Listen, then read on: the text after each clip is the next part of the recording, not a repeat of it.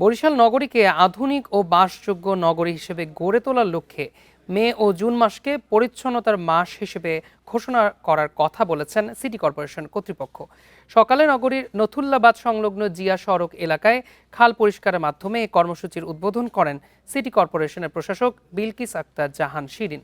এ সময় তিনি জানান, খাল পরিষ্কারের ফলে মশা মাছির মাধ্যমে ছড়ানো বিভিন্ন রোগের উপদ্রব কমার পাশাপাশি নগরীর জলাবদ্ধতাও কমে আসবে। এ সময় খালের দুই পাশে নিম গাছের চারা রোপণ করা হয়। প্রধানমন্ত্রীর বৃক্ষরোপণ কর্মসূচির অংশ হিসেবে খালের দুই পাশে ও বরিশালের 4 লেন সড়কের মাঝখানে প্রায় 50,000 গাছের চারা রোপণের কথাও জানান তিনি। এই খালটা আমাদের অনেক বড় একটা খাল, শহরের ভিতর থেকে একদম শহরের শেষ মাথায়, সিটির একদম লাস্ট মাথায় যে এটার যোগাযোগ আছে।